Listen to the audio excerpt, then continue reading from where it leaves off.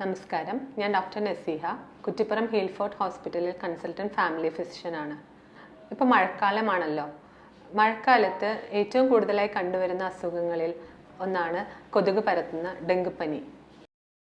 മഴ പെയ്യുമ്പോൾ വീട്ടിലും പരിസരത്തുമായി കെട്ടിക്കിടക്കുന്ന ശുദ്ധമായ ജലത്തിലാണ് ഡെങ്കു പരത്തുന്ന കൊതുക് ബ്രീഡ് ചെയ്യാറ്. ഇതിൻ്റെ മെയിൻ ലക്ഷണങ്ങൾ എന്താണെന്ന് വെച്ചാൽ പനി, യൂഷ്വലി നല്ല ഹൈ ഗ്രേഡ് ഫീവർ, നല്ല തലവേദന, കണ്ണിന് പുറകിലുള്ള വേദന, ശരീരവേദന, അതായത് മസിൽ പെയിൻ ആവാം, സന്ധിവേദന ആവാം, സാധാരണയായിട്ട് ഛർദി, വയറുവേദന, ലൂസ് മോഷൻ, പിന്നെ ശരീരം മൊത്തം ചുവന്ന് തടിച്ച് പൊന്നുന്ന റാഷസ് ഉണ്ടാവും. ഇതെല്ലാം ഡെങ്കിപ്പനിയുടെ മെയിൻ ലക്ഷണങ്ങളാണ്. ഇനി ഡെങ്കിപ്പനീനെ തന്നെ നമുക്ക് മൂന്നായിട്ട് തരംതിരിക്കാം. മൈൽഡായിട്ട് ഉണ്ട്, മോഡറേറ്റ് ആയിട്ടുണ്ട്, സിവിയർ ആയിട്ടുള്ള ഡിസീസ് ഉണ്ട്. മൈൽഡ് ഡിസീസിൽ ഞാനിപ്പോൾ പറഞ്ഞ ലക്ഷണങ്ങൾ മാത്രമാണ് യൂഷ്വലി കാണാറ്. മോഡറേറ്റ് ആയിട്ടുള്ളത് ഇമ്മ്യൂണിറ്റി കുറഞ്ഞവരിൽ കാണുന്നതാണ്, അതായത് ഡയബറ്റീസ്, ഹൈപ്പർ ടെൻഷൻ, അങ്ങനെ ഇമ്മ്യൂണിറ്റി കുറഞ്ഞ അവസ്ഥയിൽ കാണുന്നതാണ്. അവരിൽ സാധാരണ നമുക്ക് ഡെങ്കുവിൻ്റെ വാർണിംഗ് സൈൻസ് കാണാൻ പറ്റാറുണ്ട്. വാർണിംഗ് സൈൻസ് എന്ന് പറയുമ്പോൾ സാധാരണ നല്ല വയറുവേദന, വയറൊക്കെ തൊട്ട് നോക്കുമ്പോഴത്തേനും നല്ല പെയിൻ ഉണ്ടാവും, ഭയങ്കര ഛർദി, കയ്യിലും കാലിലൊക്കെ നല്ല നീര് വരിക, മൂക്കിൽ നിന്നും വായിൽ നിന്നും മലദ്വാരത്തു നിന്നൊക്കെ ബ്ലീഡിങ് വരിക, പേഷ്യൻ്റ് ഭയങ്കര റെസ്റ്റ്ലെസ്, ഇറിറ്റബിൾ ആവുക, ഇതൊക്കെ വാർണിംഗ് സൈൻസ് ആണ്. സിവിയർ അസുഖം എന്നാൽ പേഷ്യൻറ്റിന് ഷോക്കിലേക്ക് പോവാം, അതായത് BP ഒക്കെ കുറഞ്ഞിട്ടുള്ളൊരു കണ്ടീഷനാണത്. പിന്നെ ആന്തരിക അവയവങ്ങളിൽ നിന്നും ബ്ലീഡിങ് വരാനുള്ള സാധ്യതയുണ്ട്. പിന്നെ ഡെങ്കു അസുഖം നമ്മുടെ ലിവറിനെ ബാധിച്ചിട്ട് ഹെപ്പറ്റൈറ്റിസ്, അതുപോലെ തലച്ചോറിനെ ബാധിച്ച എൻകഫലൈറ്റിസ്, ഹാർട്ടിനെ ബാധിച്ചിട്ട് മയോകാർഡൈറ്റിസ്, ഇങ്ങനത്തെ കോംപ്ലിക്കേഷൻസ് ഒക്കെ വരാനുള്ള ചാൻസ് സിവിയർ ഫോം ഓഫ് അസുഖത്തിൽ ഉണ്ട്. ഡെങ്കിപ്പനിയുടെ കോഴ്സ് എന്ന് വെച്ചിട്ടുണ്ടെങ്കിൽ ആദ്യം ഒരു ഫെബ്രൈൽ ഫേസ് ഉണ്ടാകും. ഇത് യൂഷ്വലി 1 to 3 ഡേയ്സിലാണ് ഉണ്ടാവുക. അത് നല്ല ഹൈ ഗ്രേഡ് ഫീവർ വിത്ത് ആദ്യം പറഞ്ഞ ലക്ഷണങ്ങളെല്ലാം ഉണ്ടാവാം. പിന്നെ ഉള്ളത് ക്രിട്ടിക്കൽ ഫേസ്. ഈ ക്രിട്ടിക്കൽ ഫേസ് 3 to 6 ദിവസം വരെ ഉണ്ടാവും. ഈ ഫേസിലാണ് സാധാരണയായിട്ട് നമ്മൾ നല്ല വാർണിംഗ് സൈൻസ് കാണാനുള്ള ചാൻസ്. പിന്നെ പ്ലേറ്റ്ലെറ്റ് ഡ്രോപ്പ് ആവുന്ന, WBC കൗണ്ട് കുറയുന്ന, ഹെമറ്റോക്രിറ്റ് കൂടുന്നൊരു അവസ്ഥ ഈ ഒരു ഫേസിലാണ് കാണുന്നത്. പിന്നെ റിക്കവറി ഫേസ് ആകുമ്പോഴത്തേക്കും പനിയെല്ലാം കുറഞ്ഞ് പനി കുറയും, സിംറ്റംസ് ഒക്കെ കുറഞ്ഞിട്ട് പ്ലേറ്റ്ലെറ്റ് ഇമ്പ്രൂവ് ആവും, WBC കൗണ്ട് കൂടാൻ തുടങ്ങും. എല്ലാ പേഷ്യൻസിനും ഇപ്പോൾ ഈ 3 ഫേസ് ഉണ്ടാവണം എന്നില്ല. ചിലർക്ക് വെറും ഫെബ്രൈൽ ഫേസിന് ഡയറക്റ്റായിട്ട് റിക്കവറി ഫേസിലോട്ട് പോകും, മൈൽഡായിട്ട് വരുന്നവർക്ക്.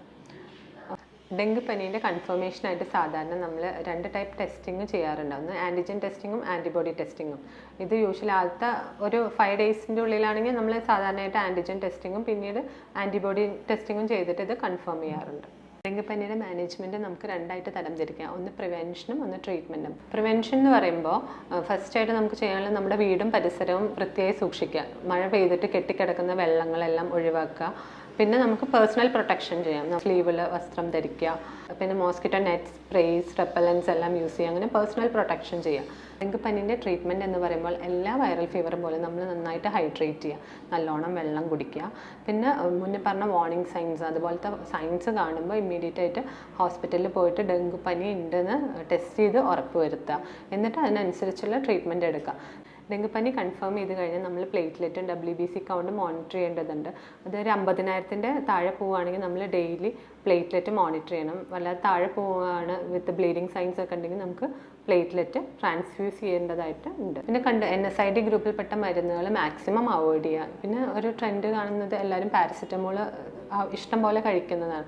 അതങ്ങനെ കഴിക്കാതിരിക്കുക. കാരണം ഓൾറെഡി ഡെങ്കു വരുമ്പോൾ ഹെപ്പറ്റൈറ്റിസ് വന്ന് ലിവറിൽ കുറച്ച് ഇൻഫെക്ഷൻ ഉണ്ടാവും. മിതമായിട്ട് പാരസെറ്റമോൾ എടുത്തു കഴിഞ്ഞാൽ പിന്നെ അത് ലിവറിന് കൂടുതൽ ഡാമേജ് വരുത്തും.